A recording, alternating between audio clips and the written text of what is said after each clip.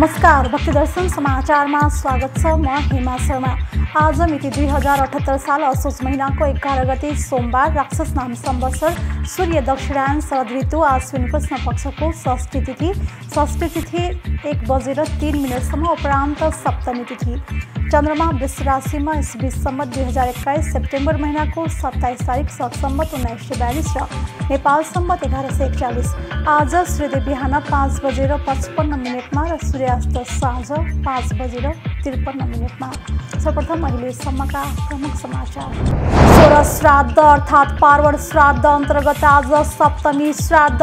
वैदिक सनातन धर्मावलम्बीहरूले आफ्ना अग्रज पितृहरूको तिथिहरूमा पितृप्रति श्रद्धा सम्मान व्यक्त गर्दै पितृका तिथिका दिन श्राद्ध गर्नाले पितृलाई शान्ति प्राप्त हुने मान्यता।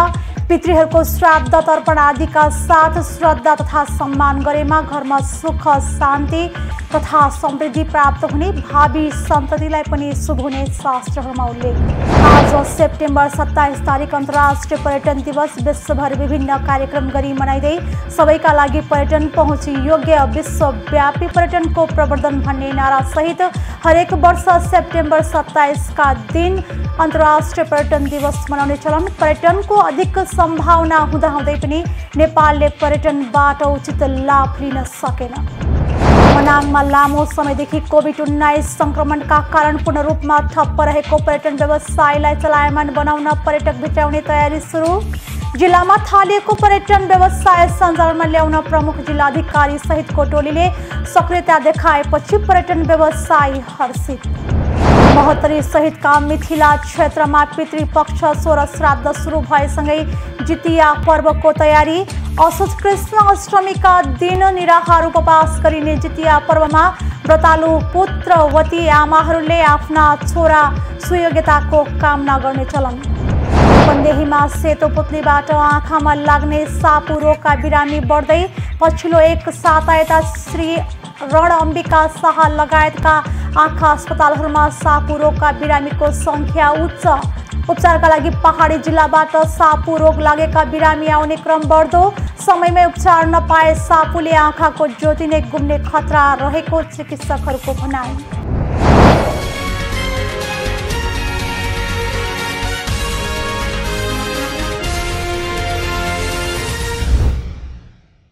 अब समाचार विस्तारमा। सोह्र श्राद्ध अर्थात् पार्वण श्राद्ध अन्तर्गत आज सप्तमी श्राद्ध। वैदिक सनातन धर्मावलम्बीहरूले आफ्ना अग्रज पितृहरूको तिथिहरूमा पितृप्रति श्रद्धा सम्मान व्यक्त गर्दै आफूलाई पाएको परेको स्थानमा पितृहरूलाई जल तर्पण, पिण्डदान तथा सिधादान, गौभोजन, ब्राह्मण भोजनका साथमा पितृहरूमा श्रद्धा अर्पण गरिरहेका छन्। आश्विन कृष्ण पक्षमा गर्नुपर्ने श्राद्ध अर्थात् पार्वण श्राद्धको महिमा विभिन्न पौराणिक ग्रन्थहरूमा समेत बताइएको छ।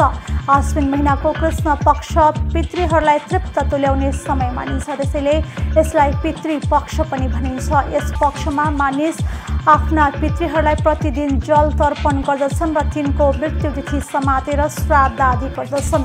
केही मानिस जसलाई आफ्ना परिजनको मृत्यु तिथि थाहा हुँदैन, तिनको समस्यालाई ध्यानमा राखी पितृपक्षका त्यस्ता केही विशेष तिथिहरू निर्धारित गरिएको छ, जुन दिन श्राद्ध गर्नाले समस्त पितृजनहरूको आत्मालाई शान्ति प्राप्त हुन्छ।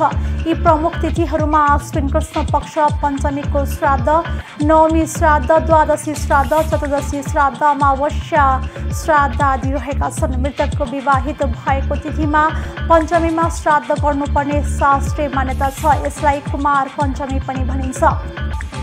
त्यस्तै आश्विन कृष्ण पक्ष नवमीमा माताको श्राद्धका लागि उत्तम मानिन्छ, त्यसैले यसलाई मातृ नवमी भनिन्छ। यस तिथिमा श्राद्ध गर्नाले कुलका सबै दिवंगत महिलाहरूको श्राद्ध सम्पन्न हुन्छ भन्ने विश्वास गरिन्छ। त्यस्तै आश्विन कृष्ण पक्ष एकादशी एवं द्वादशीमा सन्यास लिएका मृतकहरूको श्राद्ध गर्नुपर्ने शास्त्रीय मान्यता छ। त्यस्तै चतुर्दशी श्राद्धमा अकाल मृत्यु भएकाहरू, दुर्घटना, हत्या, आत्महत्या, शस्त्रद्वारा मृत्यु आदि भएकाहरूको श्राद्ध गर्नुपर्ने शास्त्रीय मान्यता छ। त्यस्तै आश्विन कृष्ण पक्ष अमावस्याका दिन कुनै कारणले पितृपक्षका सबै तिथिमा आफू पितृहरूको श्राद्ध सम्पादन गर्न विघ्न परेमा अथवा कुनै पनि पितृको तिथि सम्झना नभएको अवस्थामा यस दिनमा सबै पितृहरूको श्राद्ध गर्न सकिन्छ। यस दिन श्राद्ध गर्नाले कुलका सबै पितृहरूको श्राद्ध सम्पन्न हुन्छ भन्ने मान्यता छ। त्यस्तै आश्विन शुक्ल प्रतिपदाका दिन मावली बाजे बजेको श्राद्धका लागि उत्तम मानिएको छ।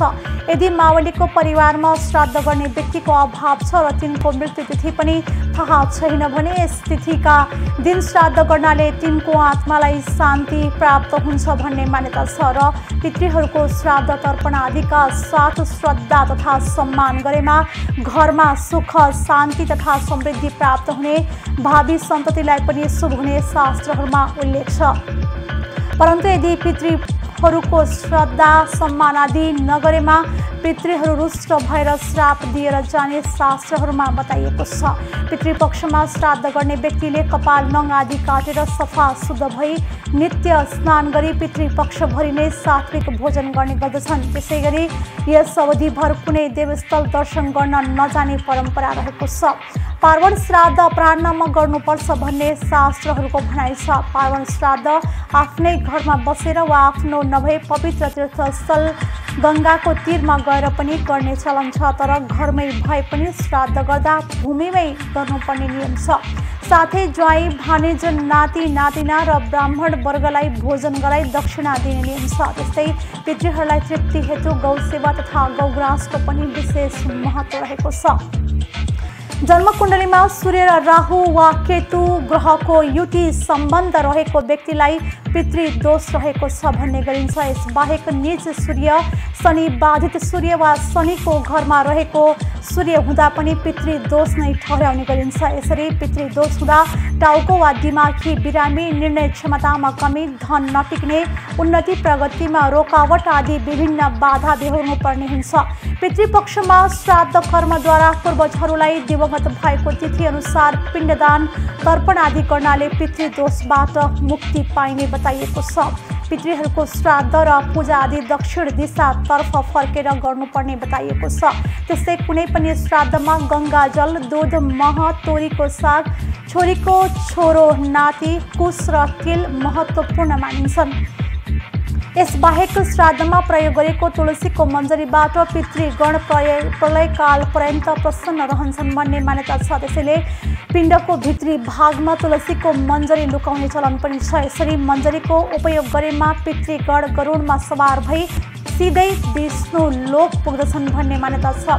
श्राद्ध समयमा प्लास्टिक, स्टिल र फलामका भाँडाकुँडाको प्रयोग वर्जित रहेको छ भने कर्ताको सामर्थ्य अनुसार श्राद्धमा सुन, चाँदी, काँस वा तामाका पात्र अथवा सालको पातले बनेका दुना टपरीको प्रयोग गर्न सकिन्छ। त्यस्तै श्राद्धका दिन माङ्गलिक कार्य र किनमेल आदिलाई पनि निषेध गरिएको छ। आज सेप्टेम्बर 27 तारिक अन्तर्राष्ट्रिय पर्यटन दिवस विश्वभर विभिन्न कार्यक्रम गरी मनाइँदैछ। नेपाल एउटा पर्यटकीय गन्तव्य हो। हिम श्रृङ्खलाहरू, मनोरम हरियाली, जैविक अनि सांस्कृतिक विविधता लगायत नेपालको गहना हो। हरेक वर्ष नेपालको हिमशैलमा रमाउन, हिमालहरू आरोहण गर्न, पदयात्रा गर्न, धार्मिक पर्यटन गर्न अनि अन्य विभिन्न कुराहरू अवलोकन गर्न लाखौँ पर्यटकहरू नेपाल आउने गर्दछन्। तर पर्यटनको अधिक सम्भावना हुँदाहुँदै पनि नेपालले पर्यटनबाट उचित लाभ भने लिन सकेको छैन। सबैका लागि पर्यटन, पहुँच योग्य विश्वव्यापी पर्यटनको प्रवर्धन भन्ने नारासहित हरेक वर्ष सेप्टेम्बर 27 तारिकका दिन अन्तर्राष्ट्रिय पर्यटन दिवस मनाउने गरिएको हो। पर्यटन वास्तवमा संसारको सबैभन्दा ठुलो उद्योग हो। सहज पर्यटन संसारका सबैजनाको पहुँचमा हुनुपर्दछ, जसले गर्दा हामी बाँचेको यस ग्रह पृथ्वीको सौन्दर्य र विविधता अवलोकन गर्न सकुन्। अन्तर्राष्ट्रिय पर्यटन दिवसको दिन पर्यटनका महत्त्व र सहज पहुँच अनि पर्यटनको सामाजिक, सांस्कृतिक, धार्मिक र आर्थिक फाइदाका बारेमा व्यापक रूपमा जानकारी र छलफल गरिन्छ। संसारको छानको उपमाबाट प्रसिद्ध नेपालले सहज, सुलभ र सुरक्षित पर्यटनका आधारहरू खडा गर्न जरुरी छ। प्राकृतिक सम्पदाले हामी एकदमै धनी भए पनि धेरैजसो प्राकृतिक मनोरम दृश्य अवलोकनका लागि दुर्गम ठाउँ जानुपर्दछ। त्यस्ता ठाउँहरूमा सहज यातायातको साधन उपलब्ध हुँदैन, सहज बाटो छैन र त्यसमाथि पनि ती ठाउँमा उचित होटल, स्वास्थ्य सुविधा अनि सुरक्षाको उचित प्रबन्ध नहुनु अनि त्यसतर्फ ध्यान छिट्टै पुग्न जरुरी छ। अर्कोतर्फ भने हाम्रा सांस्कृतिक धरोहरहरूको उचित स्याहार सम्भार अनि भुइँचालोपछि भग्नावशेष र असुरक्षित बनेका यी शताब्दीयों पुरानो सभ्यताको बयान दिने धरोहरहरूलाई आवश्यक सम्भार र उचित पुनर्निर्माण गर्न जरुरी छ। भ्रमण अनि अवलोकन नै नयाँ कुरा सिक्ने उत्तम तरिका हो र यसरी देश विदेश समाज अनि संस्कृतिको अवलोकन गर्ने उद्देश्यले घुम्नु या भ्रमणमा निस्कनु नै पर्यटन हो। बेला बखतमा पर्यटनलाई आवश्यकता र विलासी के हो भनेर वाद विवाद भइरहेको पाइए तापनि पर्यटनले पर्यटकहरूमा नयाँ उत्साह र ज्ञान अनि गन्तव्यमा आर्थिक र सामाजिक विकास भइरहेको हुन्छ। पर्यटनले गर्दा देशमा विदेशी मुद्राको आर्जन, रोजगारीको सृजना, सार्वजनिक र व्यक्तिगत आयको स्रोत, सांस्कृतिक आदान प्रदान अनि राष्ट्रको छवि बढाउन सहयोग गर्दछ। मनाङमा लामो समयदेखि कोभिड-19 संक्रमणका कारण पूर्ण रूपमा ठप्प रहेको पर्यटन व्यवसायलाई चलायमान बनाउन पर्यटक भित्राउने तयारी सुरु गरेको छ। यसका लागि प्रमुख जिल्लाधिकारी विष्णु लामिछाने नेतृत्वको टोलीले अन्नपूर्ण संरक्षण क्षेत्रको पदमार्गको अनुगमन गरेको छ। बाढी पहिराले पदमार्ग क्षति पुर्याएको अवस्थाबारे अध्ययन गरी यसको मर्मत सम्भारका लागि सहयोग पुर्याउने उद्देश्यले सो क्षेत्रको अनुगमन तथा अवलोकन गरिएको प्रमुख जिल्लाधिकारी लामिछानेले बताउनु भएको छ। कोरोना भाइरस संक्रमण न्यूनीकरण हुँदै गएपछि पर्यटन आउने सम्भाव्यतालाई मध्यनजर गरी पदमार्ग खुलाउन अनुगमन गरिएको उहाँले बताउनु भएको छ। प्रमुख जिल्लाधिकारी लामिछाने सहित जिल्लाका सुरक्षा निकाय, अन्नपूर्ण संरक्षण क्षेत्र, नेपाल पत्रकार महासंघ लगायत टोलीले पदमार्गको अनुगमन गरेको छ। अनुगमनका क्रममा पदमार्ग अन्तर्गत केही स्थानमा बाढी पहिराले क्षति पुर्याएको पाइएको उहाँले बताउनु भएको छ। कोभिड न्यूनीकरण हुँदै जानु र मौसम अनुकूलताले पर्यटक आउने भएकाले पदमार्ग अनुगमन गरी मर्मत सम्भार गरिने बताइएको छ। पर्यटकका लागि विशेष गरी सबैभन्दा उच्च स्थानमा रहेको तिचिलो ताल 4919 मिटर जाने बाटो मर्मत तथा पुनर्निर्माण गरिएको मनाङ बिस्याङ गाउँपालिका 9 का वडाध्यक्ष छिनी दोर्जे गुरुङले बताउनु भएको छ। उहाँका अनुसार नेपालकै उच्च स्थानमा भएको तिचिलो ताल जाने बाटोको फोहोर मैला व्यवस्थापन र खुला दिशा मुक्त क्षेत्र बनाउने उद्देश्यले विभिन्न स्थानमा सार्वजनिक शौचालयले निर्माण गरिएको छ। जिल्लामा थालिएको पर्यटन व्यवसाय सञ्चालनमा ल्याउन प्रमुख जिल्लाधिकारी लामिछानेको टोली सक्रियता देखाएको प्रति अन्नपूर्ण बेस क्याम्पका व्यवसायी डम्बर गुरुङ, कर्मा डेन्डु गुरुङ लगायत पर्यटक व्यवसायी हर्षित भएका छन्। पर्यटन व्यवसायलाई चलायमान बनाउन सकिने र केही पर्यटक आउने क्रम सुरु भइसकेको पर्यटन व्यवसायी डम्बर गुरुङले बताउनु भएको छ। पदमार्ग अन्तर्गत तलेखु, भ्राताङ, भिरमा मानिस हिँड्न मिल्ने बाटो निर्माण भइसकेको छ भने सवारी आवागमनका लागि भिर फोडेर सडक निर्माणको काम भइरहेको छ। बेसी सहर चामे सडक खण्ड नेपालीको ठुलो पर्व बडा दशैँसम्म सञ्चालन गर्ने तयारीमा रहेको बताइएको छ। महोत्तरी सहितका मिथिला क्षेत्रमा पितृपक्ष सोह्र श्राद्ध सुरु भएसँगै जितिया पर्वको तयारी थालिएको छ। घर घरमा सुरु भएको तयारीले अहिले मिथिला क्षेत्र जितियामय भएको छ। असोज कृष्ण अष्टमीका दिन निराहार उपवास गरिने जितिया पर्वका लागि पितृपक्ष सुरु हुन साथै व्रतालु पुत्रवती आमाहरू आफ्नो छोरा सुयज्ञ हुने कल्पनामा रोमाञ्चित हुने गर्दछन्। व्रतको तयारीमा रहेका मिथिलाका नारी आफ्ना पुत्रको प्रशंसामा भेटिन्छन्। पितृपक्षको अष्टमी तिथिको भोग रहने पूर्व रातमा ओगट्टन अर्थात् दर खाएर अष्टमी तिथिको व्रत सुरु गरिन्छ।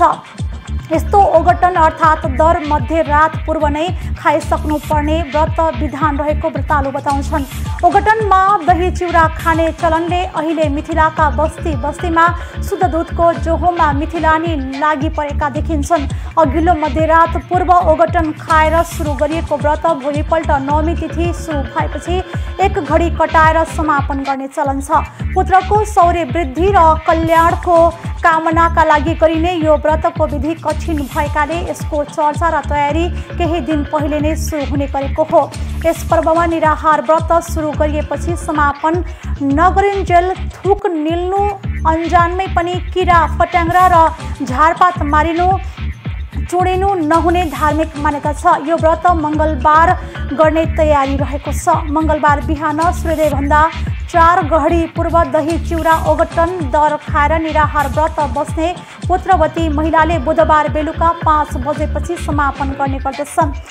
अहोरात्र कटाएर नवमी तिथि पर्खदा 36 घण्टासम्म उपवास गर्नुपर्ने यस व्रतको महिमा जनजीवनमा रहने गरेको मिथिला संस्कृतिका ज्ञाता बर्दिवास नगरपालिका 2 का दिनेश कुमार झा बताउनुहुन्छ। यसपालि मङ्गलबार दिउँसो 3 बजे अष्टमी तिथि प्रारम्भ हुने र बुधबार 27 घडी 27 कला अष्टमी भोगपछि नवमी प्रारम्भ हुने भएका हुँदा समापन बुधबार साँझ हुने भएको छ। सन्तानको दीर्घजीवन शौर्य वृद्धि र कल्याणको कामना गर्दै आमाले गर्ने जितिया व्रतको प्रभावले नै सामाजिक इज्जत प्रतिष्ठा र जाँगर प्राप्त हुने वा भएको मैथिल हिन्दू जनविश्वास छ। पुत्रको कल्याण र शौर्य वृद्धिको कामना पूरा गराउन पुत्रवती मिथिलानी मिथिलाका नारीले यस व्रतमा दिवंगत पितृ रिझाउन तर्पण गर्ने गर्दछन्। यस व्रतमा पुरुषले पितृपक्षमा दिवंगत आफन्तलाई तर्पण दिए जस्तै आफूहरूले पनि दिवंगत आफन्त महिलालाई तर्पण दिने परम्परा रहेको जितिया व्रतालुले बताएका छन्। पर्वमा सप्तमीका दिन निराहार व्रतको एक दिन पहिले बिहानै पवित्र जलाशयमा नुहाएर सूर्य देवतालाई तोरीको तेल र पिनाको अर्घ्य देखाएर व्रत सङ्कल्प गरिन्छ। व्रतालुले दिवंगत सासू जेठानी नन्द आमाज्यू र 3 पुस्ताभित्रको नाता पर्ने महिलालाई तर्पण दिने चलन छ। यस पर्वलाई षोडश मातृका श्राद्ध पनि भन्ने गरिन्छ। ती सबै दिवंगत आफन्तलाई तर्पण दिँदै तिमी आफ्ना पौत्र नाति परपौत्र पनाति र उनका सन्तानको कल्याण गर, उनीहरूलाई दीर्घजीवी बन्ने आशीर्वाद देऊ भन्ने कामना गरिन्छ। मिथिला लोक संस्कृतिको अभिन्न अङ्ग मानिँदै आएको यस पर्वबारे पछिल्लो पुस्ता अनभिज्ञ हुँदै गएका छन्। पर्वमा सन्तानका लागि नभनिएर पुत्रको कल्याण र शौर्य वृद्धिको कामना भनिने परम्परा रहेकाले यस पर्वले सन्तानभित्र नै लैङ्गिक विभेद गरेको हो कि भन्ने स्वर नयाँ पुस्ता माझ सुनिन थालेको छ। पहिला आमाले सन्तानकै लागि व्रत सुरु गरेको भए पनि कालान्तरमा परिवार र समाजमा पुरुष प्रभुत्व बढ्दै गएपछि पुत्रका लागि भनेर विभेद घुसाइएको बर्दिवास नगरपालिका 9 का सामाजिक र राजनीतिक कार्यकर्ता दिपिया देवी महतो बताउनुहुन्छ। आफूले पछिल्ला 25 वर्षदेखि सुरु गरेको यस पर्वमा पुत्रका लागि मात्र नभएर हरेक सन्तानको कल्याणका लागि गर्दै आएको उहाँको भनाइ छ। व्रतावधिमा व्रतालुले राजा जितवाहनको कथा सुनेर आफ्ना पुत्र उनी जस्तै परोपकारी र साहसी बनुन् भन्ने कामना गर्दछन्। अघि द्वापर युगमा एक विधवा ब्राह्मणीको पुकारमा उनका 5 मृत छोराहरूलाई राजा जितवाहन देवरूपले आफ्नो आर्जित तपशक्तिबाट बचाइदिएको पौराणिक कथाको आधारमा यो कठोर व्रत बस्ने परम्परा बसेको पाका मैथिली बताउँछन्। राजा जितवाहन र जितिया पर्वको चर्चा पुराणमा भएकाले यसको थालनी द्वापर युगमा नै भएको हुन सक्ने मटिहानी स्थित यज्ञवल्क्य लक्ष्मीनारायण संस्कृत क्याम्पस विद्यापीठका मैथिली भाषा साहित्यका उपप्राध्यापक मनोज झा बताउनुहुन्छ। रूपन्देहीमा सापु रोगका बिरामीहरू बढ्दै गएका छन्। पछिल्लो एक साता यता जिल्लामा सेतो पुतलीबाट आँखामा लाग्ने सापु रोगका बिरामी बढ्दै गएका हुन्। पछिल्लो एक साता यता श्री रण अम्बिका शाह लगायतका आँखा अस्पतालहरूमा सापु रोगका बिरामीको सङ्ख्या उच्च हुँदै गएको छ। उपचारका लागि पहाडी जिल्लाबाट सापु रोग लागेका बिरामी आउने क्रम बढ्दो रहेको बताइएको छ। ग्याजालिना जेनस अन्तर्गतको क्राइसोलोफा प्रजातिको निशाचर पुतलीबाट यो रोग लाग्दछ। समयमै उपचार नपाए सापुले आँखाको ज्योति नै गुम्ने खतरा रहेको चिकित्सकहरूले बताएका छन्। सेतो पुतलीबाट लाग्ने सापु आँखाका लागि खतरनाक रोग हो। चिकित्सकहरूका अनुसार सापुको शल्यक्रिया गरेपछि सुधार आउन 3-4 दिनसम्म लाग्न सक्छ, तर आँखा नदेख्ने सम्भावना भने प्रबल हुन्छ। सेतो पुतलीको झुस आँखामा परेमा रोग लाग्दछ। साफुले आँखामा कचेरा जम्ने, रातो हुने, सुनिने र बिस्तारै आँखा सेतो बन्दै जान्छ। थाहा छ हामीले गण्डकी प्रदेशमा देखिने भए तापनि यो वर्ष चाहिँ यो लुम्बिनी प्रदेशको पहाडी जिल्लाहरू विशेष गरी गुल्मी, अर्घाखाँची, प्युठान, पाल्पा बाट चाहिँ हामी कहाँ केसहरू आउनु सुरु गरिसकेको छ।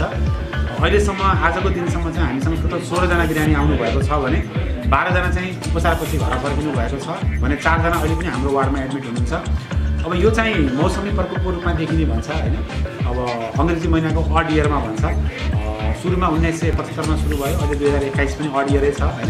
खास गरी बच्चाहरूमा यो रोग बढी देखिने गरेको छ। रातिमा बढी मात्रामा सेतो पुत्ली सक्रिय हुने गर्दछ।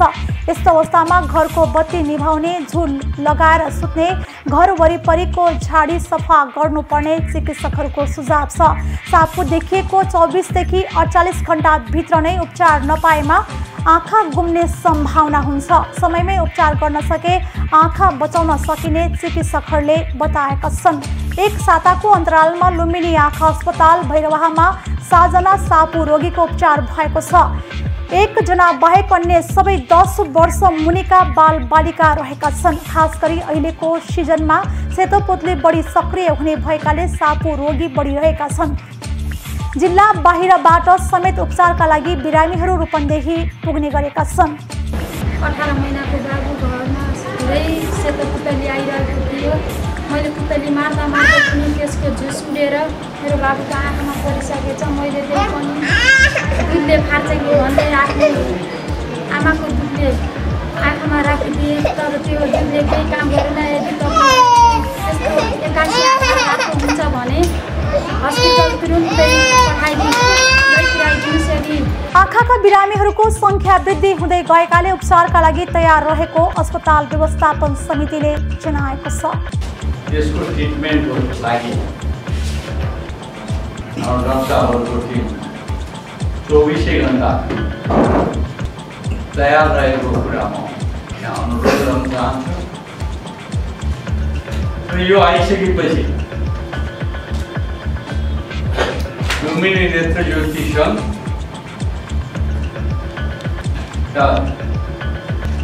अन्तर्गतका यो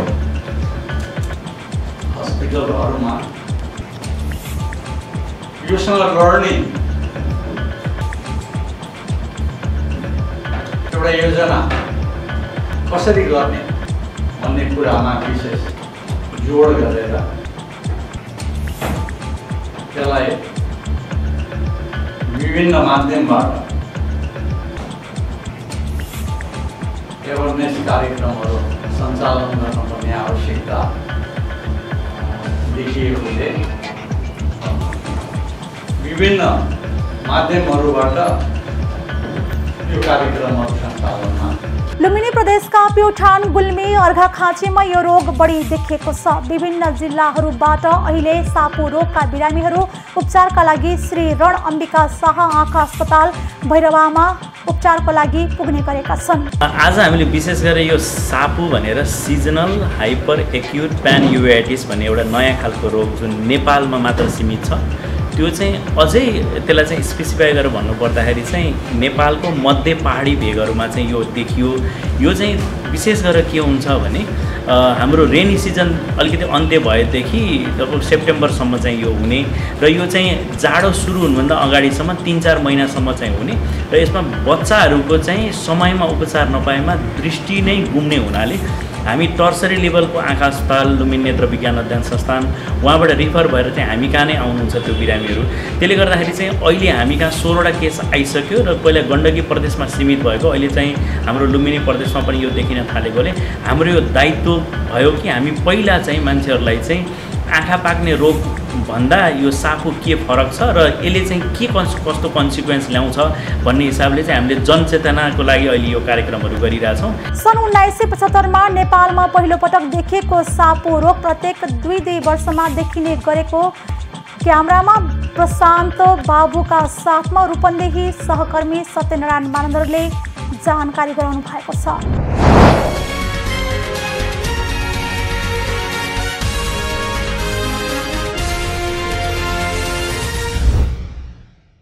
अहिले हामी भक्तिदर्शन समाचारको अन्त्यमा आइसकेका छौँ। जाँदा जाँदै प्रमुख समाचार पुनः एकपटक।